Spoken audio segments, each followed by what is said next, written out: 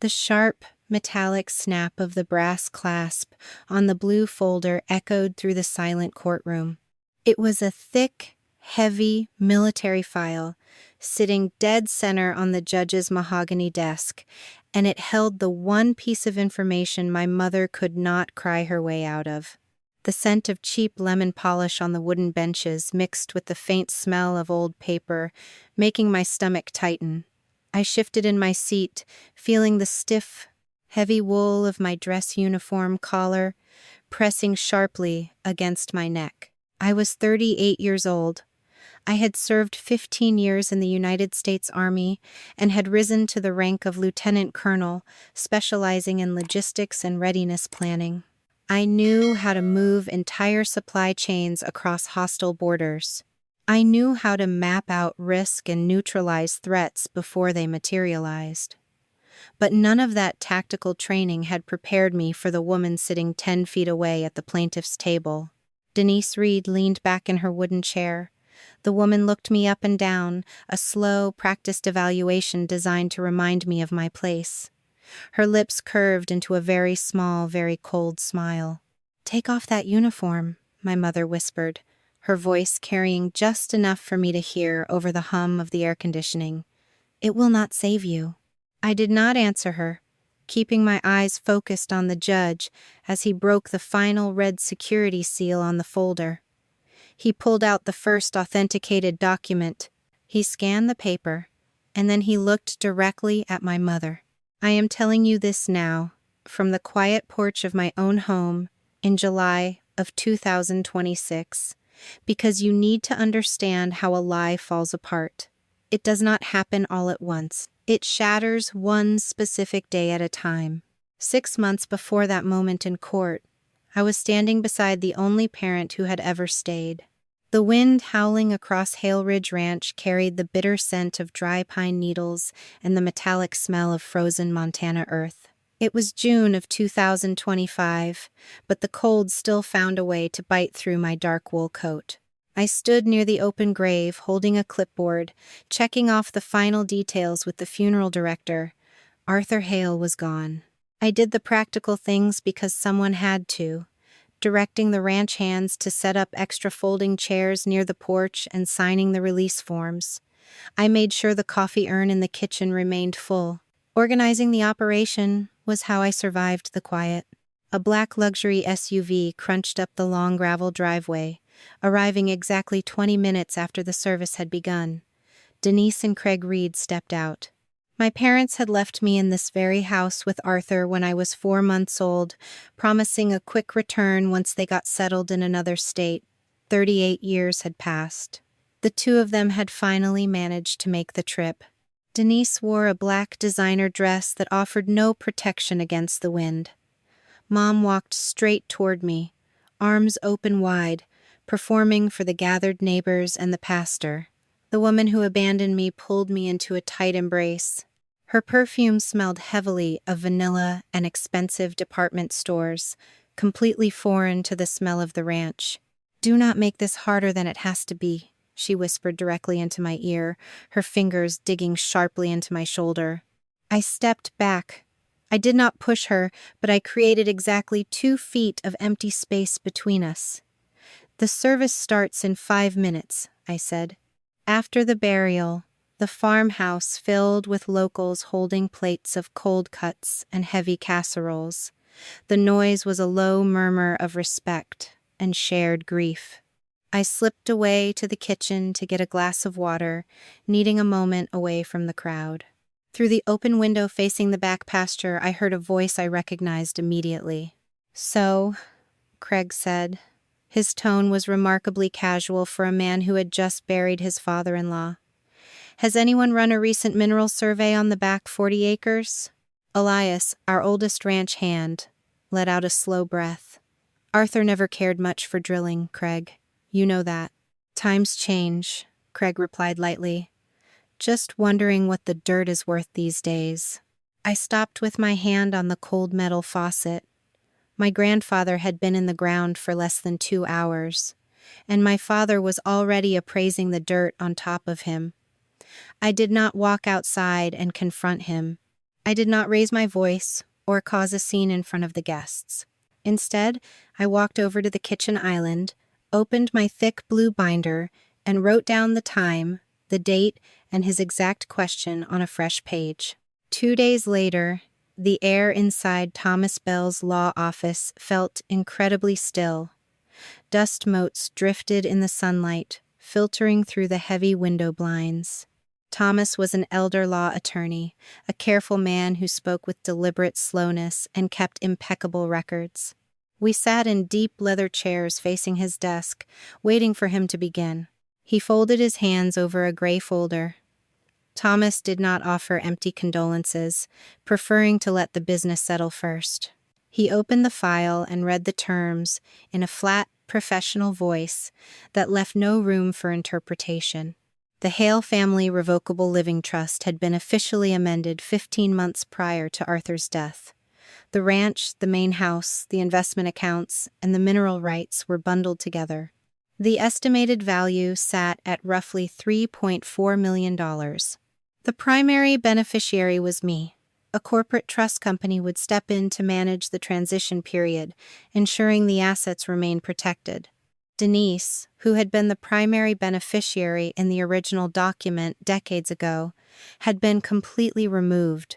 Denise did not cry for her father. She did not express shock or grief at the finality of his passing. She sat perfectly still, her hands resting quietly in her lap, staring at the gray folder. "When did he sign this?" she asked. The question was sharp, cutting right through the quiet of the room. 15 months ago, Thomas answered calmly. All proper procedures were followed. We walked out into the asphalt parking lot a few minutes later. The afternoon sun was blindingly bright but offered absolutely zero warmth. I unlocked my car, wanting nothing more than to drive back to the empty ranch. Craig stepped smoothly into the space between my open door and the frame, blocking my way. "Listen, Samantha," Craig said, using his practiced negotiator cadence. "We can settle this quietly. As a family, we divide the total estate 3 ways. You keep the house, Denise and I take the raw land and the mineral rights. Clean, simple, and we all walk away happy." I looked directly into his eyes. "Please direct all proposals to the trust attorney." Denise stepped up beside her husband. The performance of the grieving daughter was entirely gone, replaced by something much harder. If we file a lawsuit, it will tie up this estate for years. The ranch will bleed money just paying the taxes. And I highly doubt your commanding officers will enjoy hearing that one of their logistics experts isolated and manipulated an 82-year-old man into changing his will. "Family does not need lawyers," Craig added. He flashed a warm, completely empty smile. "Honest family does not need warnings," I said. I pulled the heavy car door open, forcing him to step back to avoid getting hit. We are past that. The process server arrived at the ranch the following Tuesday afternoon. I was in Arthur's study packing his old accounting books into cardboard boxes when I heard the heavy knock on the front door. I signed for the thick manila envelope, carried it into the kitchen, and tore the top open. The house was utterly quiet, save for the low hum of the old refrigerator. I sat down at the oak table where Arthur used to drink his morning coffee and spread the papers out. It was a formal legal complaint. The headers listed accusations of undue influence, lack of capacity, and intentional isolation. Denise was officially contesting the trust amendment, demanding the court reinstate the old paperwork.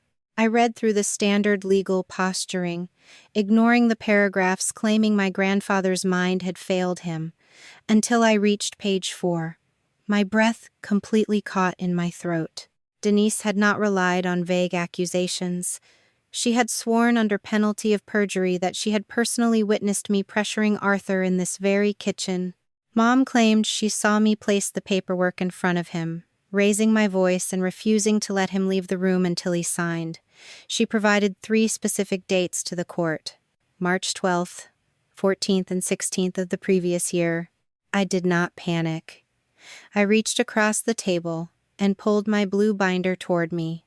I flipped past the medical records, past the pharmacy receipts, and past the ranch maintenance logs until I reached the military deployment calendar from the previous year. I traced my index finger down the columns, finding the month of March. My mother had not made a mistake. She had built her entire legal case around a day I could prove had never happened. The stale air of my Washington townhouse greeted me when I finally unlocked the front door. 3 days had passed since the process server handed me the lawsuit at the ranch, and I had flown back to the West Coast to gather my personal records. I dropped my keys on the small entryway table and walked straight into the narrow home office. This place was not grand. The living room held a simple fabric sofa, and the kitchen counters were standard laminate, but the walls were quiet. I knelt on the hardwood floor and opened the small fireproof safe tucked beneath my desk. My fingers brushed the thick manila envelope holding my mortgage statements and the final approval notice for my Veterans Affairs loan. 3 years ago, when I first signed the closing papers, Arthur had called. He had offered to wire the entire down payment to my bank account. I remembered the static on the phone line as I stood in this empty room, staring at the freshly painted walls, telling him no. I needed one place no relative could threaten to take away. My grandfather had understood immediately.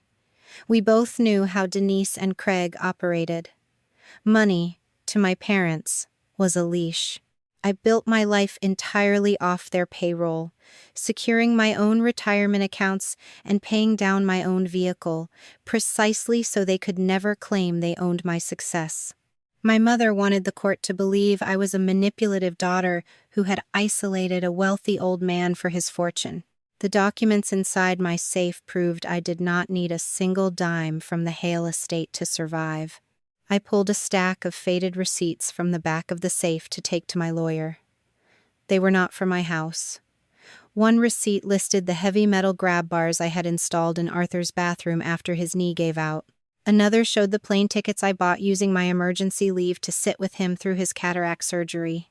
I covered those flights and the emergency repairs with my own savings because the insurance company moved too slowly. But I had drawn a very clear boundary.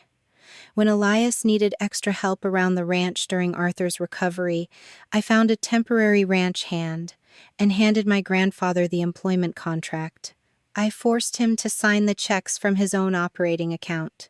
I refused to let him pretend he was broke just to save his money for my inheritance, and I refused to destroy my own financial security in the process. My mother claimed in her lawsuit that I controlled his life, but the paper trail proved I merely kept him breathing while he spent his own cash.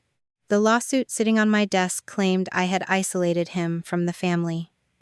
Yet the communication log in my blue binder told a very different story, and it contained a detail that suddenly felt incredibly dangerous. 18 months before his death, my phone had buzzed with an unrecognized Florida number. "Just calling to check on Daddy," Denise had said. Her voice sounded thin and bright over the speaker, vibrating with an artificial warmth. It took her exactly 4 minutes to pivot away from his health. She asked how many usable acres the ranch still held, and whether anyone had run a recent mineral survey on the back pastures. I gave her nothing but vague answers and kept my voice level. The moment the call ended, I opened my binder and wrote down every question she had asked as accurately as I could remember it. When I told Arthur about the questions later that evening, he had rubbed his temples. He looked exhausted, the lines around his mouth deepening in the harsh kitchen light. He asked me to ignore her and keep the peace. "Peace without records is just a story the loudest person gets to rewrite," I had told him. I wrote down the date of the call. I just did not know then how important her sudden interest in the dirt beneath the ranch would become. I packed the lawsuit, the receipts, and my blue binder into a heavy leather tote and drove to downtown Seattle the next morning. Eleanor Shaw did not have a flashy office. The litigation attorney sat behind a heavy oak desk, her graying hair pulled into a neat twist, reading through my mother's complaint with clinical precision. Eleanor was not a military lawyer, and she did not use loud, aggressive tactics. She operated on evidence. "Your mother has standing to contest this trust," Eleanor explained, setting the pages down on the polished wood. She was the primary beneficiary in the original document. Craig does not have direct standing to sue, but as her husband, he serves as a primary witness and a secondary beneficiary. They are banking on the idea that you will settle out of court to avoid a public fight. I slid my blue binder across the desk. I did not waste time defending my character or expressing my anger. I opened the rings directly to my military deployment calendar and pointed to the 3 days in March my mother had sworn I was in Montana. Eleanor traced the printed dates with her silver pen. A very faint, sharp smile appeared on the attorney's face. I asked if we should attach the duty roster to our initial response and end the case immediately. Eleanor closed the binder with a soft thud. No, we wait. A lie is most useful after the liar has defined it. We need her to commit to these exact dates under oath during a deposition. The corporate trust company overseeing Arthur's estate sent a formal letter later that week, authorizing the release of funds to cover the ranch operations and Eleanor's legal retainer. The trust document explicitly allowed the estate to defend itself. The company also offered to release a portion of the inheritance for my personal use during the transition period. I declined the personal funds. Taking that money would have made my life much easier. Eleanor's future litigation fees would be covered, but my travel expenses and the constant trips back to Montana were draining my own checking account. I spent my Friday night sitting at my kitchen island, adjusting my personal budget. I canceled a planned vacation to the coast and shifted my grocery spending, crossing out non-essential items with a red pen. It was a tangible pressure, a tightness in my chest when I looked at the numbers, but it was absolutely necessary. I needed to stand before a judge and honestly swear that I had not touched a single penny of Arthur's money for my own comfort. That financial pressure sent me back to Montana 2 weeks later. I needed to continue sorting through Arthur's final boxes and secure the property before the winter weather arrived. The farmhouse felt terribly cold and empty without the smell of his morning coffee brewing in the kitchen. I walked into his old study and turned on the brass desk lamp. A large metal filing cabinet stood in the corner, holding decades of farm history. I pulled open the bottom drawer, checking the manila folders labeled for property taxes. A crisp white envelope sat wedged between 2 thick tax assessments. It felt completely out of place among the faded, dusty papers. I pulled it out and realized it was a formal business letter from a commercial title verification company. The document asked Arthur to confirm his signature on a mineral rights option agreement. My pulse picked up speed as I unfolded the stapled attachment. It was a certified mail response, filled out in my grandfather's shaky but distinct handwriting. Arthur had explicitly denied signing any limited power of attorney, and he clearly stated he did not agree to any mineral transaction. The original request listed the name of the corporate entity trying to buy the rights: Ridge Line Holdings, LLC. I stared at the address printed beneath the company name. The street and unit number matched a small commercial post office box located in Florida. I knew that address. I had mailed a polite, obligatory holiday card to it 5 years ago. It was a mailbox Craig used for his defunct real estate brokerage. My mother had not filed this lawsuit out of a sudden surge of grief. My father had not offered a quiet family settlement to protect the ranch's value. The trust amendment had not been a random, emotional decision made by a confused old man. Arthur had caught them trying to sell the ground right out from under him while he was still breathing. I pulled my phone from my pocket, my hands completely steady. I snapped a clear photograph of the title letter, the certified denial, and the LLC name. I attached the images to an encrypted email and sent them to Eleanor. I sat in the silent study, listening to the Montana wind rattle the old window panes, waiting for a response. Exactly 5 minutes later, my phone rang. "Do not confront your parents," Eleanor said the second I answered the call. "That company was created by your father. The glow of the laptop screen felt harsh against the dark wood of my grandfather's study desk. Eleanor and I had spent the morning navigating state public record databases over a secure video connection. Finding the truth did not require breaking into encrypted servers or hiring private investigators. We only needed $50 in processing fees and the exact name of the company printed on the title verification letter. Ridgeline Holdings had been incorporated exactly 18 months ago. I printed the document, the old laser printer grinding loudly in the quiet room. Craig held the title of managing member. The woman who gave birth to me was listed as an authorized signer. I took a fresh manila folder, wrote the company name on the tab, and placed it inside my blue binder. My phone buzzed against the desk pad. An email notification popped up, displaying my father's name. Craig had ignored Eleanor's instructions completely, bypassing legal counsel to send a message directly to my personal account. The subject line read "Strictly Confidential." His proposal was predictably smooth. Craig suggested we bypass the expensive court system entirely. I would take the farmhouse and the immediate acreage. He and Denise would take the raw land and the mineral rights to manage the burden of development. The final sentence carried a very quiet threat, promising that if we agreed, they would drop their lawsuit and not look into any of Arthur's past business dealings. They did not want justice. They wanted the dirt. I remembered Arthur standing in the barn years ago, holding a broken leather harness. He used to tell me that people who change their stories hate a paper trail. I typed a single sentence in reply. Please direct all proposals to counsel. I closed the laptop and drove into town to see Thomas Bell.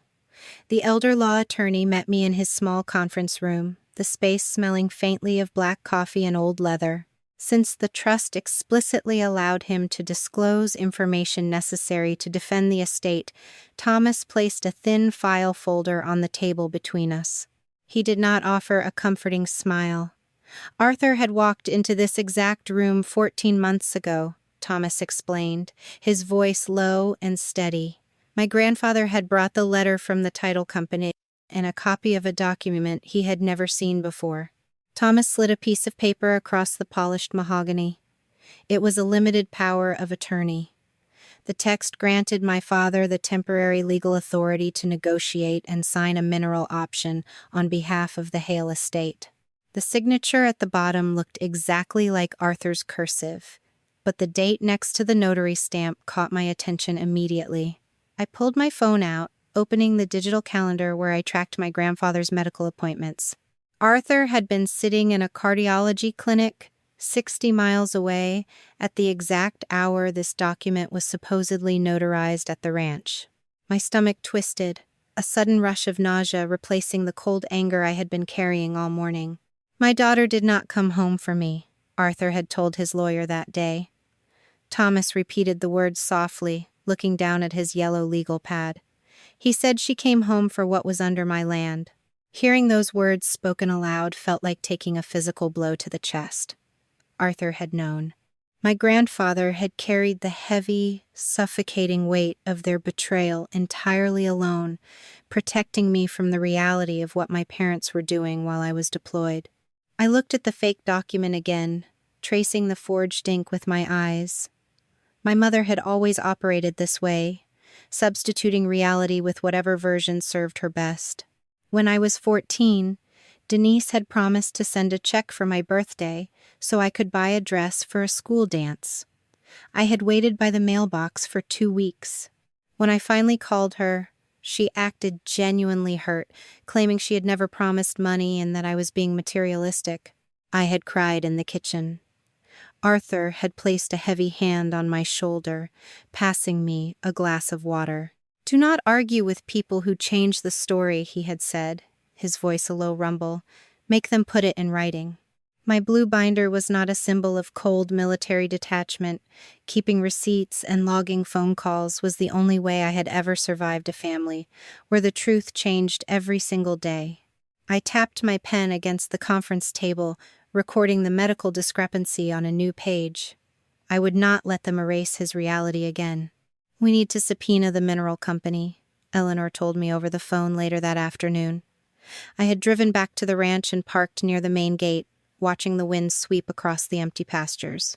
The attorney explained that the corporate records from the buyer would prove exactly what Craig had done with that forged document. I gripped the steering wheel, the leather cold against my palms. Filing a subpoena meant dragging Arthur's name into a corporate fraud investigation. He had hated public spectacles. My grandfather had spent his entire life building a reputation as a man whose handshake meant more than a signed contract. I do not want to ruin his dignity, I said.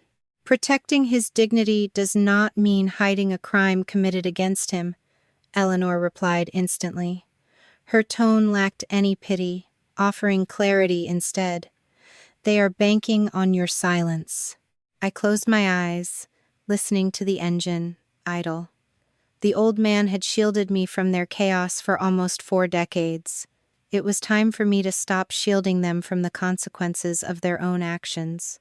Send the subpoena, I told her. The response from the mineral company arrived 10 days later. The corporate representative, a man named Owen Briggs, complied with the legal request without fighting us. Owen operated a small, speculative firm, and his record showed he had believed the power of attorney was entirely valid. His legal team sent over a massive electronic file containing the option agreement and the corresponding bank transfers. I sat in Eleanor's downtown office, looking at the documents displayed on her large monitor. The air conditioning hummed steadily in the background. The option agreement granted Owen's company the exclusive right to drill test wells and survey the back 40 acres of Hale Ridge. In exchange for that exclusivity, the firm had authorized a substantial deposit. I read the amount printed on the wire transfer receipt. $200,000. The money had not gone to Arthur.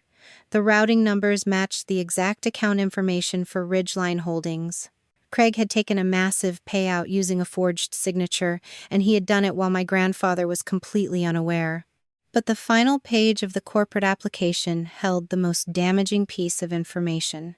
The form required Craig to list the primary contacts and legal beneficiaries of the landowner. He had written Denise's name in crisp, block letters, officially designating her as the sole expected heir. The room felt suddenly devoid of air. Craig had not merely prepared to sell the land after Arthur passed away. He had actively collected a fortune based on a document my grandfather explicitly denied signing. My parents had already spent the money, and then Arthur had changed the trust, completely derailing their quiet corporate theft. Eleanor printed the wire transfer receipt. She walked over to the conference table and laid the paper down directly next to the formal complaint my mother had filed with the court. The timelines snapped into place with terrifying precision. They are not suing you because they believe the trust is invalid, Eleanor said, her voice dropping into a quiet, absolute certainty. They need the trust invalidated because it is the only way to make this deal look legal. Eleanor Shaw placed a thick stack of medical and legal intake forms on her desk. The fluorescent lights overhead hummed a low, steady note that mirrored the tension tightening the base of my skull. We were reviewing the exact timeline of Arthur's estate planning, and the documents told a story of quiet, deliberate defense. My grandfather had not wandered into a lawyer's office in a fog of confusion. He had driven himself to town, walked into Thomas Bell's lobby, and requested a completely private meeting. Thomas had kept precise notes. His neat handwriting detailed how Arthur accurately listed every bank account, the exact acreage of the ranch, and the names of his living relatives. The old man had known precisely what cutting his daughter out of the trust would mean for the family dynamic. He had told the attorney about the fake power of attorney and the quiet theft of the mineral deposit. Thomas, anticipating a brutal legal war, had immediately sent Arthur to Dr. Elaine Porter for a formal capacity evaluation. Dr. Porter's medical report painted a picture of a sharp, profoundly disappointed man. Arthur had passed every cognitive test with perfect scores. He had explained his reasoning clearly to the physician, stating he was removing Denise to protect the property from further fraud. He even left her a specific antique grandfather clock in the new paperwork, proving his decision was calculated rather than a sudden fit of rage. I traced my finger over the doctor's signature at the bottom of the page. I had been stationed overseas when these appointments happened, completely unaware he was securing his legacy while fighting his own family. Eleanor tapped a printed email sitting next to the medical file. It was a message I had sent to Thomas Bell 14 months ago, right after Arthur mentioned he wanted to update his legal documents. "Please do not tell me what he decides," I had written. "Use independent witnesses for everything. If he leaves me nothing, I will still take care of him." My mother had attached a twisted version of this exact email to her lawsuit, claiming it proved I was deeply involved in the legal process. Denise argued that my demand for independent witnesses was a calculated cover story to hide my manipulation. "This document does not hurt you," Eleanor said, sliding the email back into a pristine manila folder. "It proves you established a formal boundary. You explicitly recused yourself from his financial choices, and the timeline backs you up." I wanted to believe the paper trail would be enough to make my parents back down and walk away. I found out later that evening exactly how far my mother was willing to go to force a settlement. I was standing at the kitchen island in my townhouse, slicing a cold apple for dinner, when my phone vibrated against the granite counter. The screen displayed an unfamiliar local number. I wiped my hands on a towel, expecting a delivery driver, and answered the call. "Samantha," Denise said. Her voice lacked the theatrical grief she had performed at the funeral. It sounded tight, clipped, and incredibly sharp. I set the knife down. I did not speak, letting the silence stretch between us. "Daddy promised that ranch to me when I was a little girl," my mother continued, her breathing echoing slightly over the line. "You know he did. You are dragging this family through the mud out of pure greed, and I will not let you take what belongs to us. Please direct all communication to my attorney," I told her, using the exact phrase Eleanor had drilled into my head. Denise let out a dry, bitter laugh. "I wonder how your commanding officers will react when they hear you are exploiting a sick old man. It would be a shame if someone contacted the base and filed a formal complaint about your ethics. The military takes financial abuse very seriously, do they not?" My jaw locked. The threat was a direct strike at the career I had spent 15 years building. My mother knew an ethics investigation could stall my next promotion, freeze my security clearance, or force a premature discharge. She wanted me to panic. She wanted a dramatic argument she could use to prove I was unstable and aggressive. "You are free to tell the truth," I said, keeping my tone perfectly flat. "You are not free to make me participate in the lie. Do not call this number again." I ended the call, opened my blue binder, and logged the exact time and duration of the conversation. My hands were shaking, not from fear, but from the massive effort it took to keep my voice steady. I forwarded the call record and my written summary to Eleanor immediately, documenting the threat and Denise's attempt to pressure me through my military career. The air in Seattle tasted like rain when I walked back into Eleanor's office the following Tuesday. We had reached the critical phase of discovery. The court had approved our request for formal depositions. Denise and Craig had agreed to sit in a conference room and answer questions under penalty of perjury. Craig would be questioned separately to prevent them from aligning their stories in real time. Eleanor had arrayed the formal complaint across her large desk. She pointed her silver pen at the 3 specific days in March that Denise had chosen to build her trap. March 12th, 14th, and 16th. I looked at the dates printed in crisp black ink. A heavy silence settled over the room as I stared at the numbers, remembering where I had been during that cold, wet week. I had been standing on a tarmac in Poland, reviewing supply manifests and coordinating heavy equipment transfers. One of those evenings, I had managed a brief video call with Arthur from the barracks. We had talked about the weather in Montana and a stray dog hanging around the barn. We had not spoken a single word about attorneys, trusts, or inheritance. I pulled a small, worn photograph from my wallet and set it on the desk next to the lawsuit.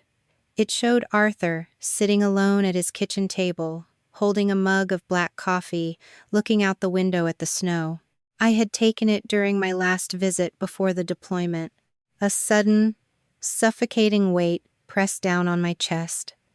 If I had not taken that assignment overseas, if I had stayed closer to home, Denise would never have had the empty space to construct this massive lie. My absence had given them the perfect canvas to paint me as an invisible mastermind.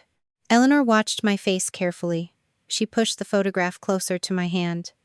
Your grandfather was immensely proud of your career. He wanted you to build your own life, and he took steps to protect himself because he knew exactly who his daughter was.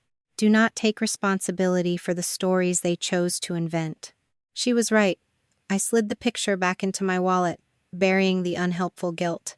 We needed to prepare for the deposition, and we needed to let my mother talk. Eleanor handed me a printed list of the topics opposing counsel planned to cover. The document specifically highlighted the events of mid-March. Denise's lawyer wanted to cross-examine me about my influence over Arthur during those exact 3 days in the ranch kitchen.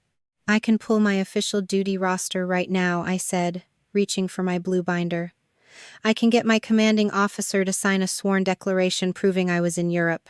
We can submit the military records to the judge and destroy her entire timeline before we even sit down in that room. Eleanor shook her head. She placed her hand flat over the binder, stopping me from opening the metal rings. If we show them the military records now, she will simply amend her complaint, the attorney explained calmly. She will claim she misremembered the exact dates due to her profound grief. She will pivot, choose a new week, and start over. A lie is a living thing, Samantha. It adapts when you corner it too early. I leaned back in the heavy leather chair, listening to the steady hum of the city traffic outside the window. The strategy required me to sit completely still while the woman who abandoned me tore my character apart in a formal legal setting. It meant letting her construct a detailed, perjury-filled narrative without offering a single word of correction. The formal notice of deposition sat at the center of the desk, bearing the embossed seal of the county court. Next Thursday, my mother would raise her right hand and swear to tell the truth. Eleanor closed the file folder and looked directly into my eyes.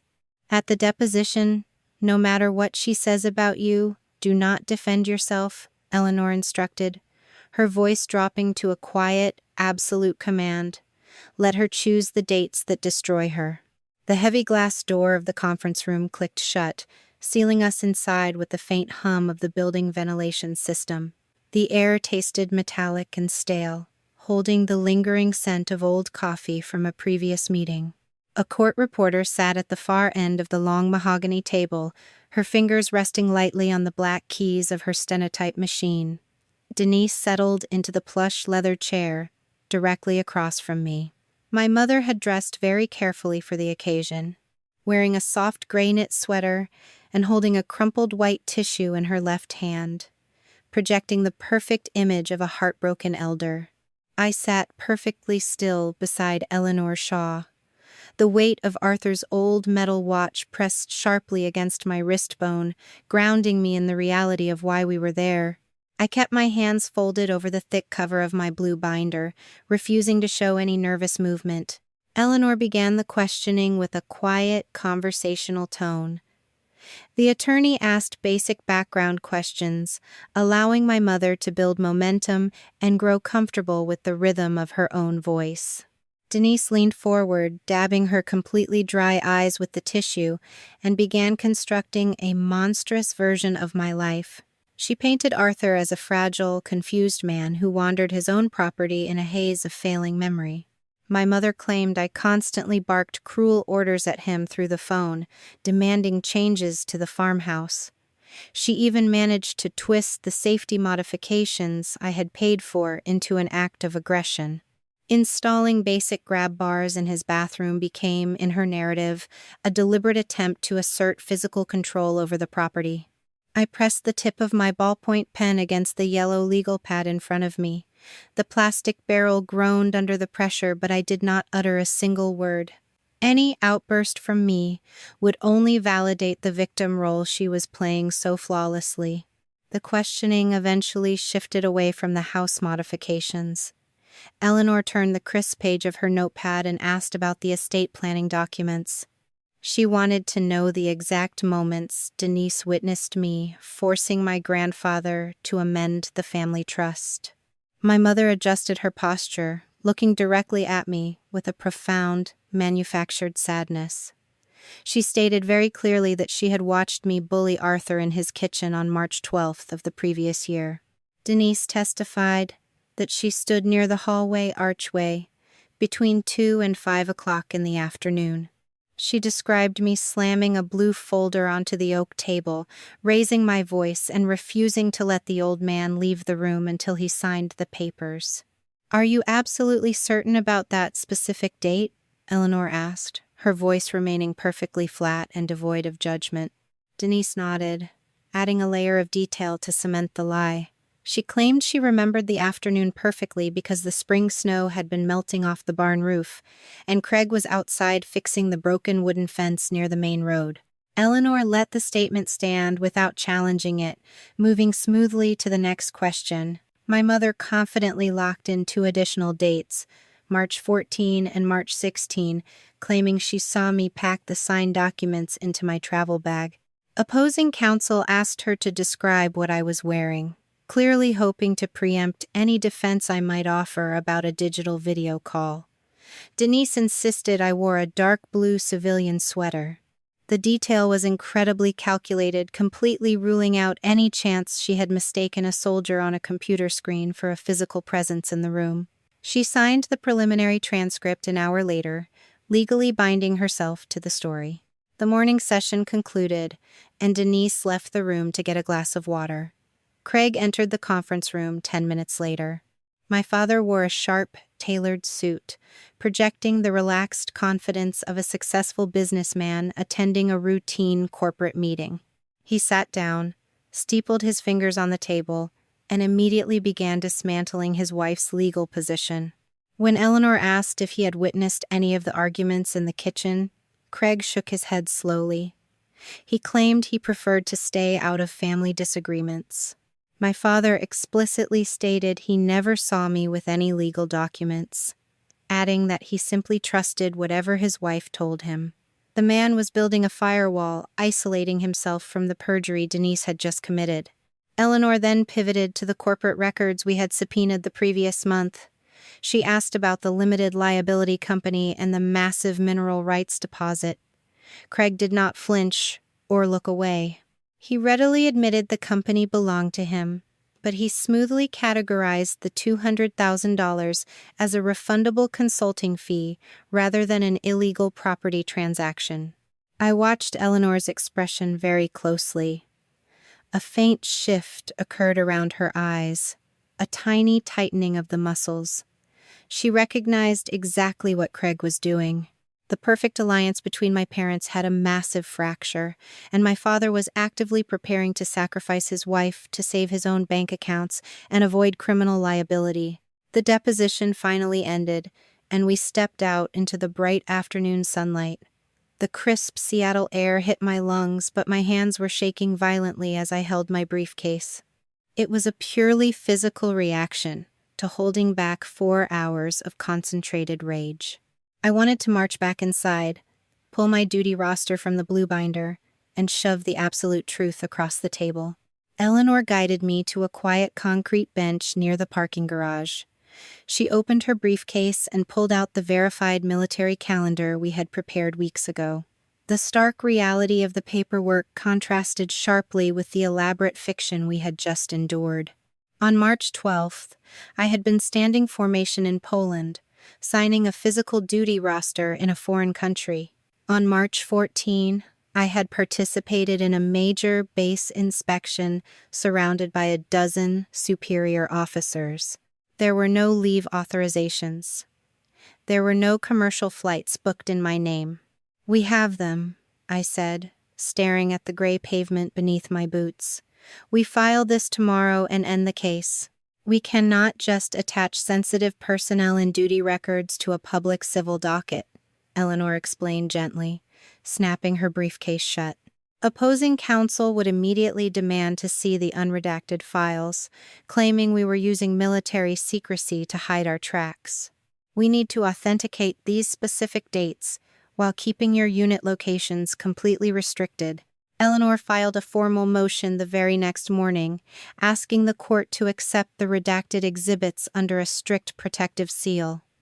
The attorneys representing my parents objected immediately.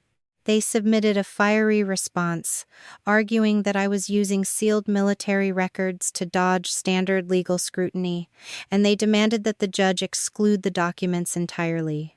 3 days later, I was sitting in Eleanor's office, drinking cold black coffee while we reviewed the remaining bank statements. Her computer chimed with an incoming electronic notification from the county clerk. The attorney opened the email, reading the formal ruling from the bench. She looked up from the screen, a genuine smile breaking across her usually stoic face. "The motion is granted," Eleanor said quietly. "The judge will review the military file." The sterile, fluorescent lights of my townhouse kitchen offered no comfort when I arrived home from the deposition.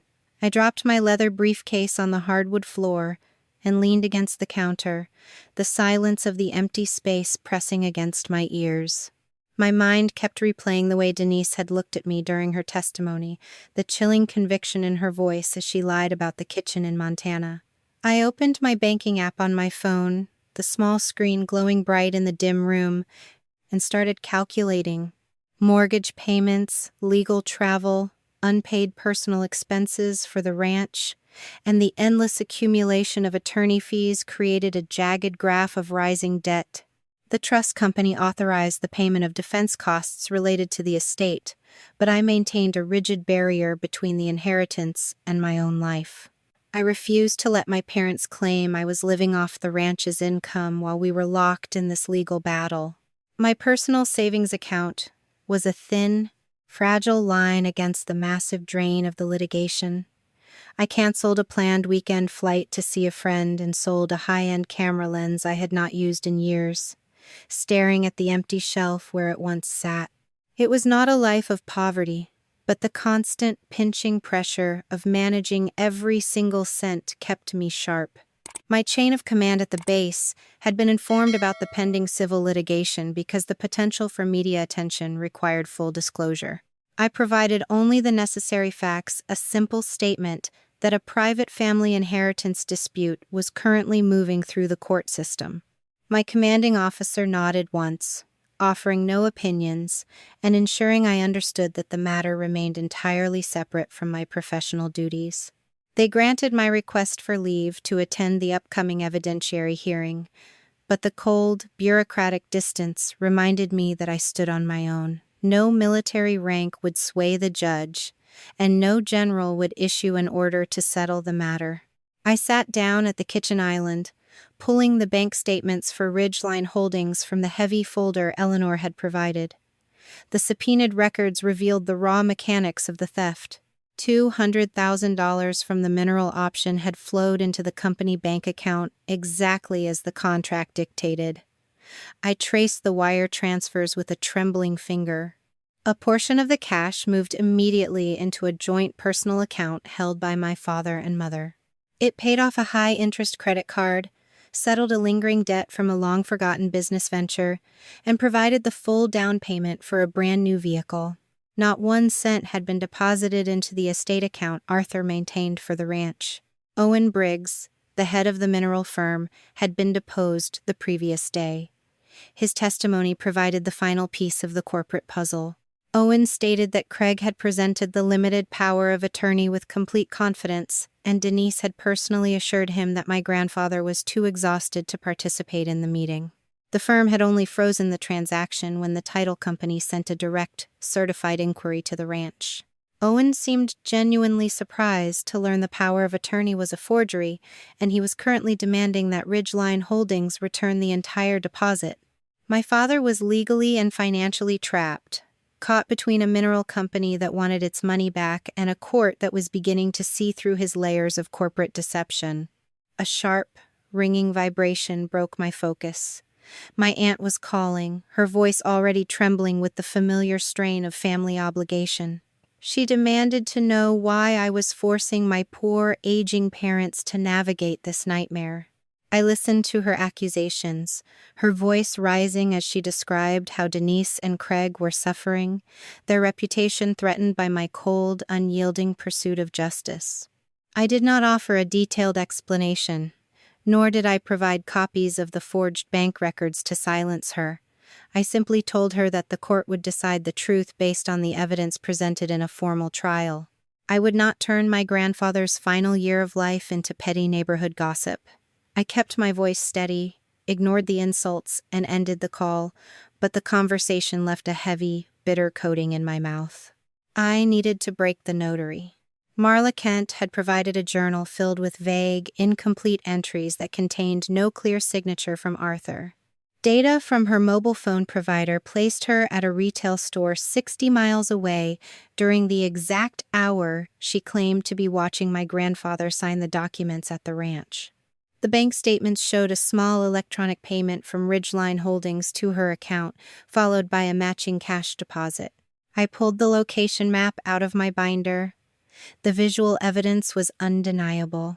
The notary swore under oath that she observed Arthur signing the document at the ranch, yet her own phone records placed her nearly 100 miles away from the property on that date. The weight of the situation finally settled in my chest, a cold, dense pressure. My parents had recruited someone to lie for them, and they had paid that person with the stolen money. Denise was not just an observer in this scheme, she had personally verified the payment, and she was the one who had guided the mineral company representative through the fraudulent process. She had known my grandfather would eventually deny the signature, and she had carefully constructed a web of false documents to make the entire theft appear clean. I looked at the map again, seeing the path of the notary's phone through the winding mountain roads. My mother had not just made a mistake in her timeline. She had actively conspired to steal from a man who was already dying, banking on the fact that I would be too far away to notice the movement of the money or the discrepancy in the paperwork. I was not holding a weapon of revenge. I was holding a mirror. I called Eleanor that evening, my voice calm enough to startle myself. I told her I was ready to use every single piece of evidence we had, regardless of the consequences. I would no longer maintain the illusion of family peace if that peace required me to ignore a felony. Within 48 hours, Marla Kent's attorney contacted Eleanor and requested a formal meeting. The phone records, bank transfers, and medical check-in had left the notary with no credible way to defend her original story. Eleanor warned me not to mistake cooperation for immunity. The trust could settle its civil claims against Marla if she returned the illicit payment, surrendered her complete journal, and testified truthfully. It could not protect her from the district attorney if the evidence later became part of a criminal investigation. I agreed to the meeting. There was no satisfaction in watching another person search for an exit from a fraud committed against Arthur. I felt only exhaustion and the certainty that silence had protected the wrong people for long enough. What happens after she testifies is not mine to control, I told Eleanor. But I will not hide evidence to save my parents from what they chose to do. 2 days later, I drove into town for Marla's court-ordered examination, carrying the blue binder on the passenger seat beside me. For the first time, I was not going there to defend myself. I was going there to let one of their own witnesses tell the truth. 2 days later, I drove into town for the court-ordered examination of Marla Kent. I kept my hands at 10 and 2 on the steering wheel, thinking about how Denise had spent 38 years treating my abandonment as a blank space she could rewrite whenever it suited her. I had spent too many years hoping she would eventually see me as a person rather than a prop in her latest performance. Those days were over. Marla Kent's law office was located in a gray building downtown, a stark contrast to the sprawling open fields of the ranch. The notary had tried to stall, filing multiple requests for extensions and claiming her medical records were protected by privacy laws, but the judge had finally issued a formal motion to compel. She had no more room to hide. She had walked into the room accompanied by a lawyer who looked younger than my youngest junior officer, a man whose hands trembled as he shuffled his client's papers. I sat in the small, windowless conference room, watching the notary across the table. Marla was a small woman with tired eyes and a nervous habit of smoothing the fabric of her skirt. She looked like anyone's grandmother, a person you would trust to witness a simple signature on a tax return. It was that exact appearance, that manufactured normalcy, which made her crime feel so much heavier. Eleanor opened the session by laying out the physical evidence, piece by piece, on the table. She displayed the phone location maps, the store payment receipts, and the verified medical check-in records from the clinic where Arthur had been at the time the document was allegedly notarized.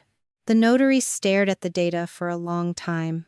The man representing her kept trying to interrupt, citing procedural errors and filing technicalities, but Eleanor just waited him out. She pointed to the bank records, showing the electronic deposit from Ridge Line Holdings, followed by a suspicious cash transaction. I watched Marla's resolve crumble. She stopped insisting she had simply forgotten the details and started looking at her lawyer for an exit strategy. The man finally signaled for a break, and they huddled in the corner of the room, whispering furiously. When they returned, the notary's demeanor had shifted from defiance to a brittle, broken compliance. Marla offered a civil cooperation agreement, her voice barely a whisper in the quiet room. She agreed to return the illicit payment, turn over her full notary journal, and provide a sworn deposition and a detailed declaration regarding the entire process. Eleanor was meticulous, ensuring every word was recorded, every signature witnessed, and every admission captured in writing. The attorney made it crystal clear in the final document that the trust was not granting any immunity against future criminal proceedings. We were settling the civil claims, but the records were now untouchable. She admitted everything. Marla confessed that Craig had brought her the pages already signed, that she had never once spoken to Arthur, and that Denise had been standing right there in the room when the cash changed hands. I had to stand up and leave the room before she finished the final sentence. The nausea hit me with the force of a physical blow. I stepped out into the hallway and leaned my forehead against the cold, painted brick wall, closing my eyes. I could hear my mother's voice in Marla's confession, the cold, calculating tone she used when she wanted something done. Denise had not just accepted the theft, she had actively managed the notary, ensuring the paper trail looked legitimate enough to satisfy the mineral company and the bank. Eleanor followed me out a few minutes later, her face grim. She asked if I wanted to formally request a criminal referral from the court. I took a long, steadying breath and looked at the ceiling, fighting the urge to run from the entire building. My grandfather had begged me not to make a public spectacle when I first uncovered their scheme. He had wanted the peace of his final years, not a headline-grabbing fight, but I realized now that my grandfather had been wrong about one thing. His silence had not bought him peace. It had only bought my parents more time to strip him of his agency and prepare the ground for the legal assault they launched, the second his heart stopped. If I walked away now, I would be enabling the very behavior that had poisoned our entire existence. I will not lie to save them from the truth they created, I said. My voice sounded strange and distant to my own ears, like someone else was speaking for me. Send the transcript to the prosecutor. Let the state decide what happens next. I walked back into the room and watched the notary finish her signature. I felt no rush of adrenaline, no sense of victory, only a profound, hollow exhaustion. The final shock came late that evening at the ranch. I was checking the perimeter fence line when I saw a car idling near the gate. It was my mother. She had been served with the latest court filings, and she had clearly spent the last few hours drinking or crying, or perhaps both. She stood outside the bars, her hair wind-blown and wild, screaming that I was the reason her marriage was failing and that I was the one who had driven her to commit these desperate acts. She asked if it were truly possible that I would allow her to go to prison. I walked right up to the iron gate, my boots crunching on the gravel. I looked at the woman who had traded my childhood for a promise of wealth that never materialized. I told her that she was not the victim here. I told her I was not the prosecutor, but I was also no longer her shield. She shouted that she would go into the courtroom and tell the judge exactly what kind of daughter I was, as if her opinion still held the power to define me. I stood there, looking at the lock, and felt the last tether of my childhood finally snap. Good, I told her.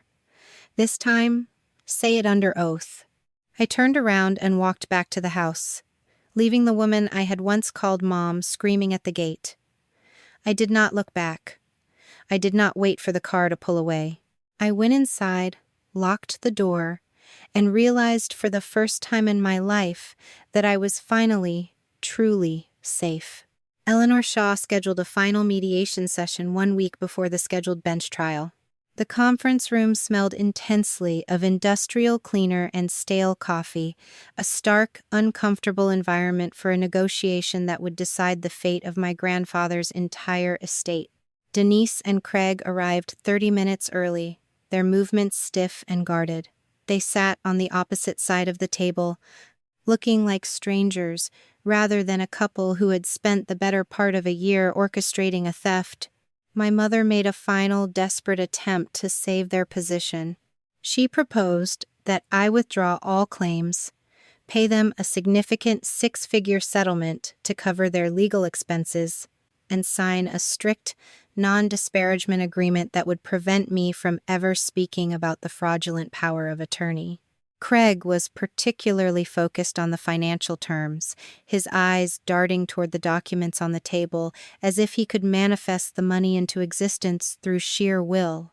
Eleanor spoke for me, her voice cutting through the quiet like a blade. She stated very clearly that I would not agree to bury the evidence. I could not sign a document promising to conceal subpoenaed evidence or withhold information that clearly indicated criminal activity. We were not there to buy their silence. We were there to end their control over Arthur's legacy. I leaned forward, looking my father in the eye. I offered them the only path that did not lead to a formal courtroom disaster. If they dropped their contest, returned every cent they had already siphoned from the mineral company deposit, and provided a public statement retracting their false claims about Arthur's mental capacity, I would walk away. I would not seek additional civil penalties beyond restitution, attorney fees, and the remedies necessary to protect the trust. I would not personally lobby the prosecutor for a particular charge or sentence. They could leave the ranch, keep their personal belongings, and try to restart their lives without the weight of this suit hanging over their heads. Denise looked at the table, her jaw tight, and her face flushed with an ugly, defensive anger. She refused to apologize. She refused to acknowledge that my grandfather had known exactly what he was doing when he changed the trust. My mother kept repeating that he was an old man who did not understand the value of the land, as if his age somehow granted her the right to ignore his wishes and forge his name. Craig looked at her, then back at me, his face a mask of disappointment. They clearly believed they were the victims in this scenario, trapped by a daughter who lacked the proper family spirit. The mediation ended exactly as it began. They wanted a payout and a secret. I wanted the truth to remain on the public record. The following morning, Eleanor walked into my townhouse holding a thick bundle of forensic reports. She had secured a court order for a limited inspection of their personal electronics and digital accounts. Since Craig and Denise had claimed they traded in their old devices and no longer possessed the messages from the period of the fraud, the investigation had focused on the backups they forgot to purge. My attorney placed the printed transcript of the recovered text messages on the counter. The forensic team had pulled the data from a cloud backup and a synchronized local drive on Craig's office laptop. If Samantha keeps the trust, the option dies. Craig had written to my mother 3 weeks before the trust amendment. I will say she was there when Daddy signed, Denise had replied. Once the old trust is back, we can clear title, Craig answered later that same afternoon. I read the words again, my fingers tracing the ink. These messages were not vague comments about a family disagreement.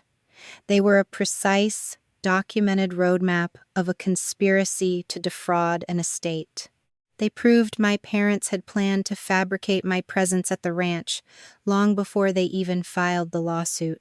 Craig must have realized the scope of the digital recovery because he suddenly shifted his strategy in the hallway outside the mediation room.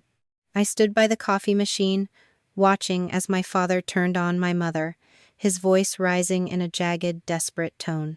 He told Denise that she was the one who pushed for the forged power of attorney, and he screamed that he was only doing what she demanded to keep their house afloat. Denise did not stand her ground. She looked at him with a cold, hollow expression, her voice dropping into that familiar, terrifyingly calm whisper. She reminded my father that he was the one who formed the company, the one who negotiated the wire transfers, and the one who had actually forged the signature. The marriage that had lasted for decades collapsed into a series of jagged insults in the span of 30 seconds. I watched the two of them, the man and the woman who had left a 4-month-old infant in a cradle, arguing over who was more responsible for the failure of their theft. I felt nothing but a hollow, resonant relief. The shield I had been carrying for them for so long was officially shattered.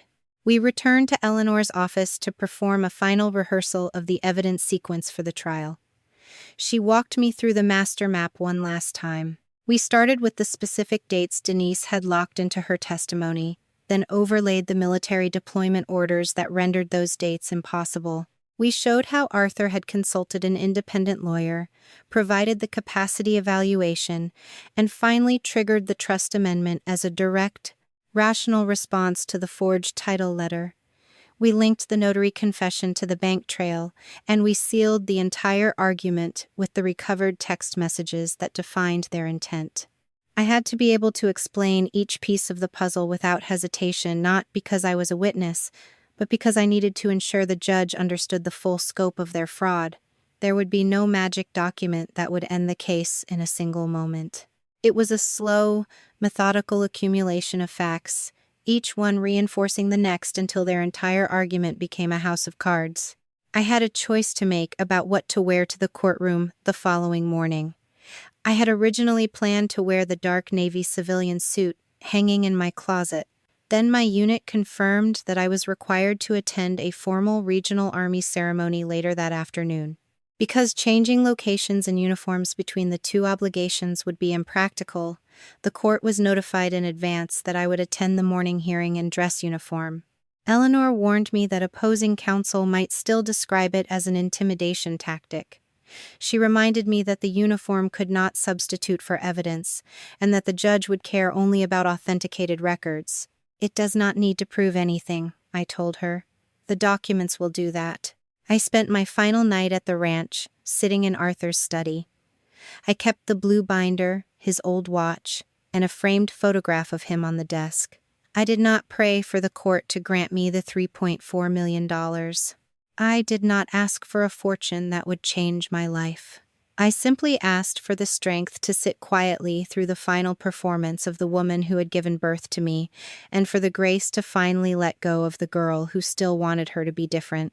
The next morning, the air in the courthouse was dry and cold.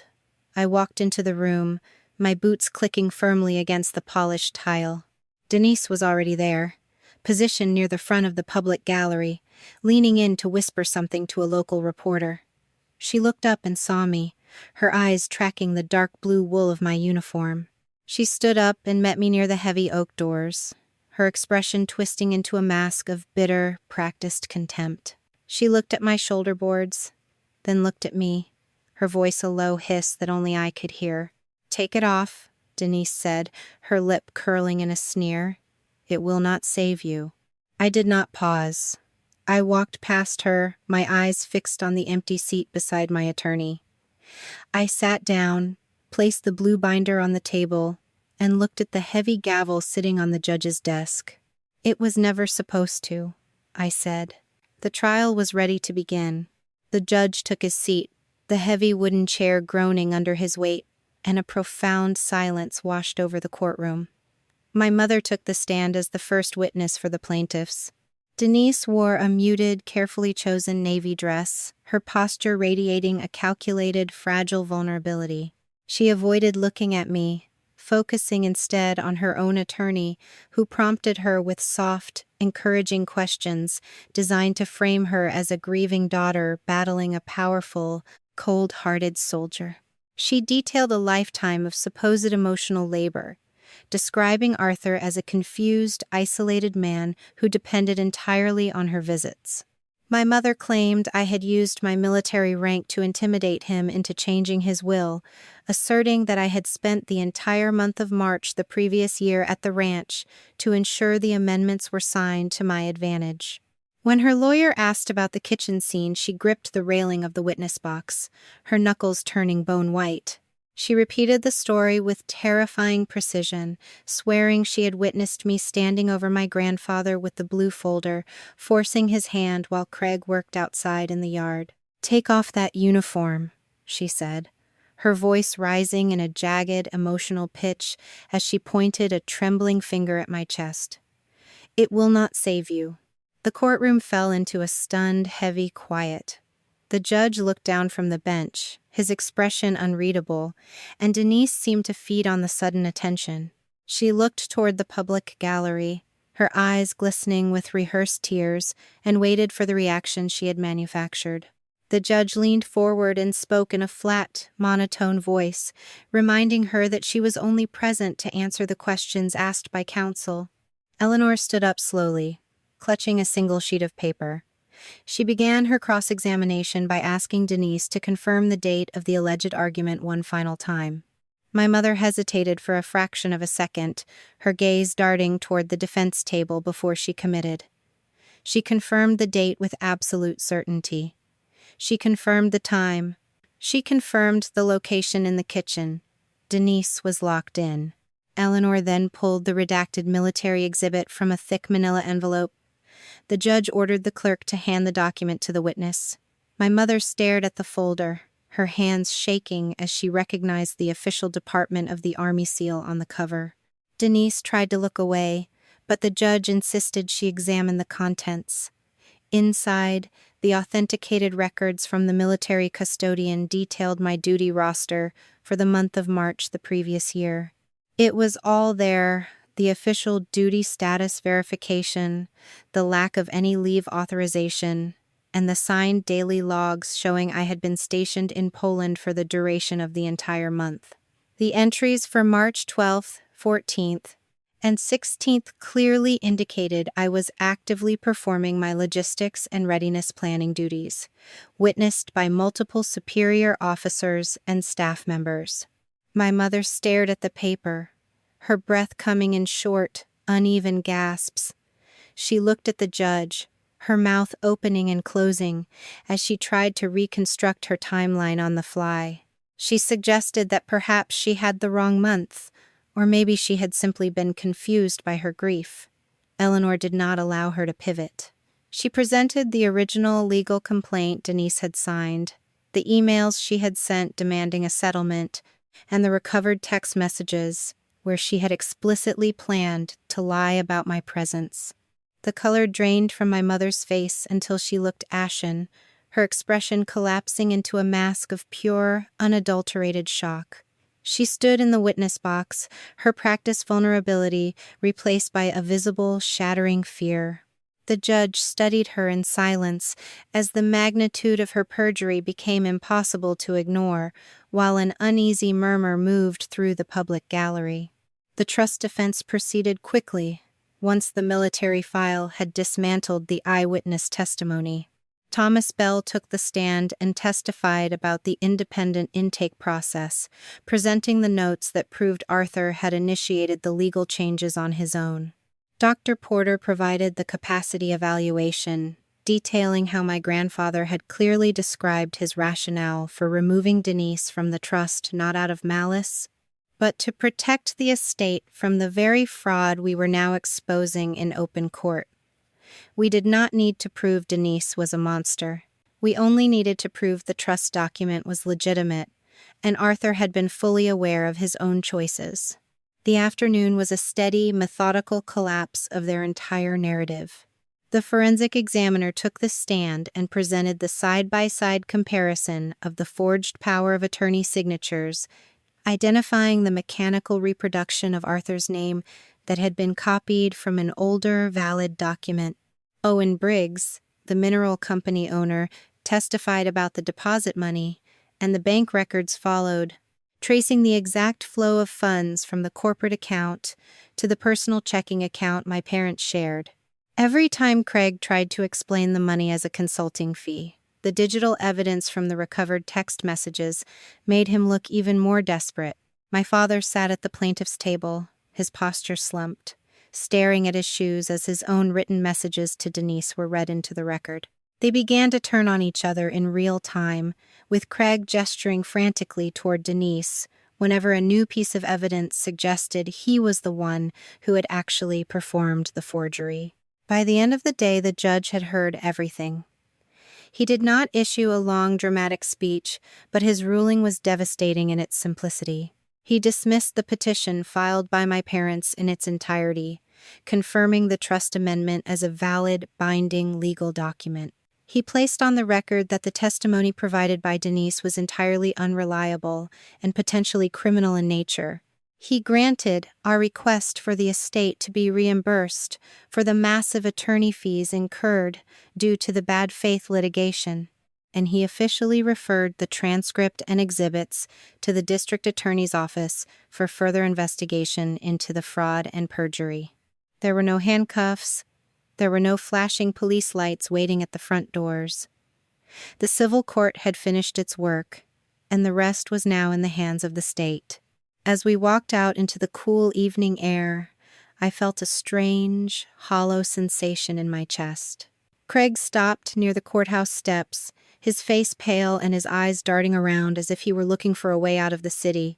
He turned to Denise, his voice cracking with a mix of fury and resignation. "At least it is over," he muttered, though he looked anything but comforted. Their own lawyer, a man who had clearly realized the severity of the referral, shook his head as he packed his briefcase. "The civil case is over," he replied, his tone sharp and indifferent. "The referral is not." I stood on the courthouse steps and took a deep breath. I did not look at them again. I did not feel the need to gloat or announce my victory. I walked to my car, my mind already moving to the long months ahead, wondering how I would rebuild the ranch's financial health and move on from the wreckage of the last year. I kept my promise to Arthur. I had maintained my boundaries, I had focused on the facts, and I had ensured the truth survived their attempts to destroy it. I felt the weight of the blue binder in my briefcase, a thick, heavy record of the longest logistics mission I had ever attempted. About 1 month later, in the brittle cold of January 2026, I was standing near the back fence of the ranch, clearing away the dead brush that had collected along the wire. The ranch was silent, save for the rhythmic, metallic sound of the clippers. My phone buzzed in my work pocket, a short, sharp vibration that made me pause. I checked the screen and saw Eleanor's name. I wiped my hands on my jeans and answered, listening as the attorney's voice filled the empty pasture. "The state has filed charges against both of them," she said. I looked up at the vast, cloudless Montana sky. The fight for the trust was finished, but the final, true consequence of their actions was only just beginning. I hung up the phone and looked back at the ranch house, no longer waiting for the dark SUV to come up the driveway, no longer waiting for them to tell me the truth. I finished the section of the fence, the wire smooth and tight under my hands, and felt the final, quiet peace settle over the land. I was finally building something they could never touch. The state of Montana filed formal criminal charges against Craig and Denise in January of 2026. The legal machine, which had been grinding slowly through civil depositions and evidence disclosures for months, suddenly shifted into a higher gear. My parents were no longer just losing a lawsuit. They were facing a reality where their actions had moved beyond the realm of money and into the domain of state, mandated consequences. Craig was charged with forgery, elder financial exploitation, fraud, and conspiracy. Denise faced counts of perjury, conspiracy, and aiding the fraudulent use of a power of attorney, along with related financial offenses. Watching the legal process unfold from the distance of my townhouse in Washington, I felt a strange, detached calm. The civil judgment had already stripped them of their immediate liquidity, but the criminal proceedings stripped them of their status. The vehicle they had purchased with stolen money was repossessed by the bank within weeks, and the vacation home they had planned to renovate was never purchased. Every luxury they had attempted to build on the foundation of the Hale estate dissolved as liens were placed against their personal property. They were forced to sell their own house, just to cover the initial restitution and legal fees required by the court, a final irony that seemed to escape neither of them. Marla Kent, the notary, finally received her plea agreement from the prosecutor in February. It was a formal, structured document that bore no resemblance to the loose, informal civil cooperation she had signed with the trust months earlier. The woman surrendered her notary license, agreed to pay back every cent of the fee she had accepted, and committed to providing truthful testimony during the upcoming criminal trial. The legal system did not care about her intentions or her explanations. It cared about the paperwork, and the paperwork showed a woman who had abandoned her professional responsibilities to facilitate a felony. My father tried to spin the narrative one last time during the pretrial hearings, attempting to shift the entire weight of the guilt onto Denise. Craig claimed that he had been an unwitting participant, led astray by my mother's desperate financial situation and her insistence that the forgery was a simple, victimless act of family rebalancing. The prosecutor did not even bother to argue against him. Instead, the state introduced the forensic reports from his own office laptop, showing the synchronized timestamps of his correspondence with the title company and the internal documents he had created for his own company, Ridgeline Holdings. The digital trail was undeniable. It proved that he had actively managed the corporate shell and had coordinated every bank transfer with professional precision. By late spring, the forensic reports, the bank records, and Marla's cooperation had left both defense teams with little room to maneuver. Craig and Denise each negotiated separate guilty pleas rather than risk a public criminal trial and substantially longer sentences.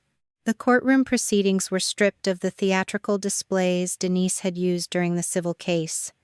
There was no audience left for her performance, only written admissions, sentencing arguments, and the evidence she could no longer explain away. Craig received a sentence of 4 years in a state correctional facility, coupled with a mandate to pay restitution for every dollar siphoned from the mineral company deposit. He was permanently barred from holding any role in real estate brokerage, property management, or fiduciary administration. The man who had once swaggered through the ranch, asking about acreage and mineral rights, left the courtroom in silence, his confidence shattered by the reality of a cell door closing behind him. Denise was sentenced to 18 months of incarceration, followed by 3 years of supervised probation. The judge emphasized that her punishment was not for the desire to inherit money, but for the calculated, persistent perjury and the deliberate use of forged documents to undermine a dying man's final wishes. She was ordered to manage no property for others throughout the entire term of her probation and to complete a restitution plan for the funds she had personally spent on debts and luxury items. 2 days before she was scheduled to report to the state facility, my phone rang at midnight.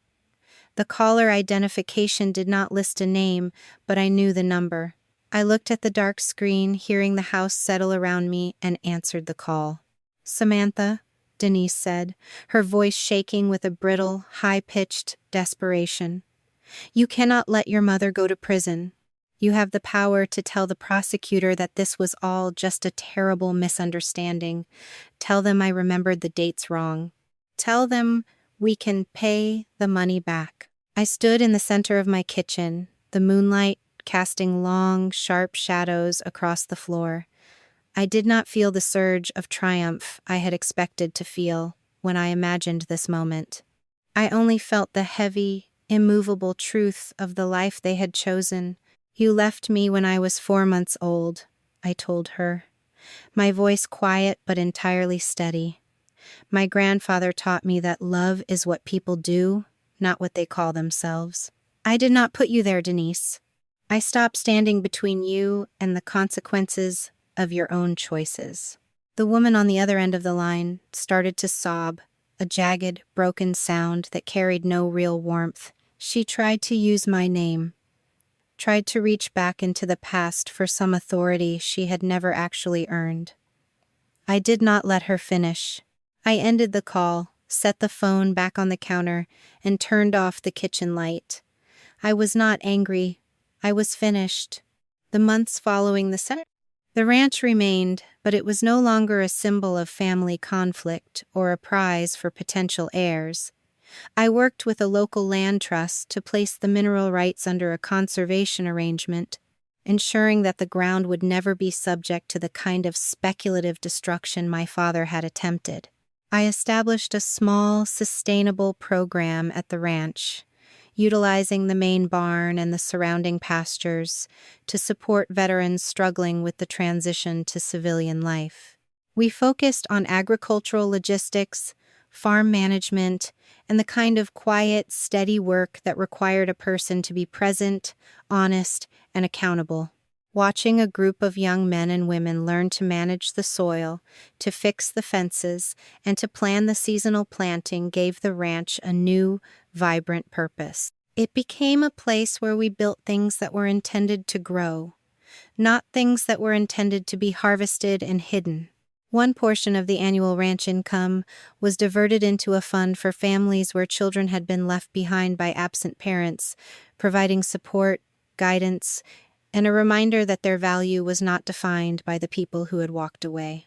It was a small, practical attempt to break the cycle that had almost claimed my own life.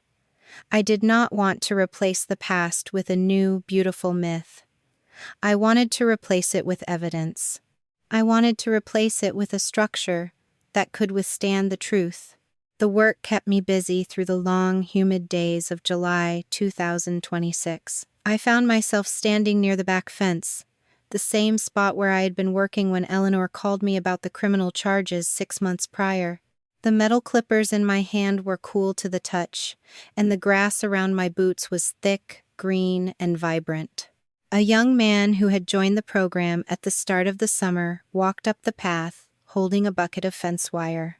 He looked at the vast stretch of land, the way the late afternoon sun hit the ridgeline, and asked if the ranch was the legacy my family had left for me. I looked out over the fields, listening to the wind through the pines and the distant, satisfied lowing of the cattle near the creek.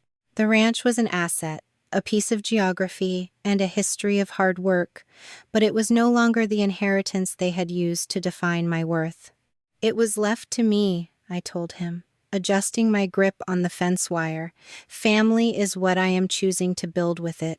I did not wait for the image of my parents to fade. It had already vanished into the quiet reality of my current life. I looked at the workshop where I had hung my grandfather's watch, an object that no longer served to count the minutes until the next betrayal. I looked at the blue binder, which had been moved to the top shelf of the study, closed and archived like any other finished case file. The house stood solid and quiet. The people who had tried to claim it, the people who had tried to break it, were gone.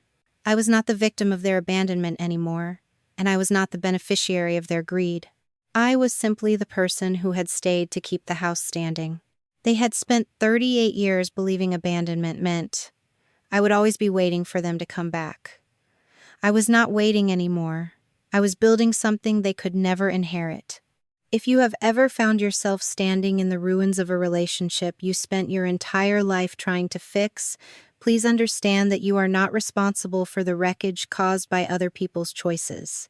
You may have spent years, perhaps even decades, playing the role of the peacemaker, the one who kept the records, the one who stayed quiet to preserve a false image of harmony, believing that if you were only patient enough or organized enough, the people who hurt you would finally see your value. But the truth is that you cannot negotiate with people who change the story every time it serves them, and you certainly cannot build a secure future on the foundation of someone else's dishonesty. The real lesson here is not just about identifying the red flags or documenting the lies, though those skills are essential for your survival. The true lesson is recognizing that your worth was never tied to their approval, their apology, or their acknowledgement. By spending your energy trying to make them understand, you are only giving them the power to keep you waiting in a state of perpetual instability. You have to stop acting as the shield that protects them from the natural, inevitable consequences of their own actions. When you finally set that shield down and walk away, you aren't being cruel. You are simply refusing to participate in a reality that was never meant to include your best interests. True peace does not come from winning a battle, and it certainly does not come from revenge. It comes from the quiet, steady realization that you have the right to define your own territory. You have the right to curate your own legacy, to fill your life with work that grows, and to surround yourself with people who do not require you to document every interaction just to ensure they remain honest. You can stop looking back at the gate they left you behind at, because you are now the one holding the keys to the life you are building on your own terms. It is entirely possible to stop waiting for them to arrive, to stop measuring your time by their standards, and to finally focus on the ground you are standing on today. Have you ever realized that the person you were most afraid of losing, the parent, the partner, or the sibling who only ever seemed to take, was actually the one who was holding you back from becoming the person you were always meant to be? And if so, what is one boundary you are finally ready to set for yourself today?